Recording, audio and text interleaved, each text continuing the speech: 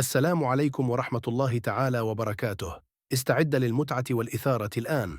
القنوات الناقلة لمباراة برشلونة وريال مدريد في الدوري الإسباني 2025. خليك جاهز وما تغيرش القناة.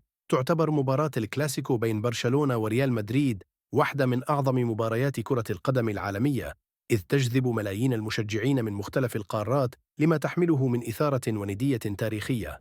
هذا الموسم 2024 إلى 2025 تكتسب مواجهة الكلاسيكو أهمية مضاعفة، لأنها تأتي في توقيت حاسم ضمن الجولة ال35 من الدوري الإسباني، حيث يسعى كل فريق للظفر بالنقاط وتعزيز موقعه في جدول الترتيب.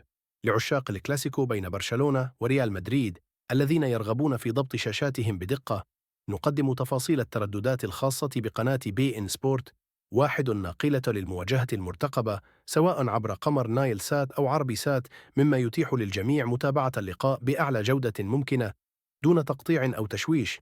في مباراة الكلاسيكو المنتظرة بين برشلونة وريال مدريد، يستعد الفريق الكتالوني لاستضافة خصمه التقليدي على ملعب لويس كومبانيس الأولمبي، حيث يتصدر برشلونة جدول ترتيب الدوري الإسباني برصيد 77 نقطة حصدها من 25 انتصاراً وأربع تعادلات وخمس هزائم فقط. بالمقابل يأتي ريال مدريد في المركز الثاني برصيد 75 نقطة بعد تحقيقه 23 انتصاراً وست تعادلات وخمس هزائم، مما يجعل من الكلاسيكو فرصة ذهبية لتقليص الفارق أو توسيعه.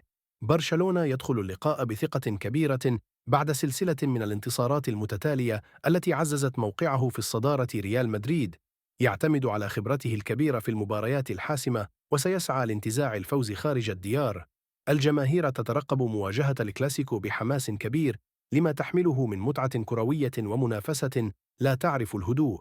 تنطلق مباراة الكلاسيكو بين برشلونة وريال مدريد مساء الأحد 11 من مايو عام 2025 في تمام 5:15 مساء بتوقيت القاهرة، 6:15 مساء بتوقيت مكة المكرمة والدوحة، 7:15 مساء بتوقيت أبو ظبي. ويستمتع المشجعون بمتابعة التعليق الصوتي للمعلق عصام الشوالي عبر قناة بي إن سبورت الواحدة التي خصصت تغطية شاملة لهذا الحدث الرياضي العالمي. القنوات الناقلة تقدم تغطية استثنائية لمباراة الكلاسيكو عبر شاشتها لتلبية شغف الجماهير. الاستوديو التحليلي يبدأ قبل المباراة بساعات لتحليل مواقف الفريقين وخطط اللعب المتوقعة. الكلاسيكو لا يعد مجرد مباراة، بل هو عرض كروي يجمع بين أفضل اللاعبين والمدربين في العالم.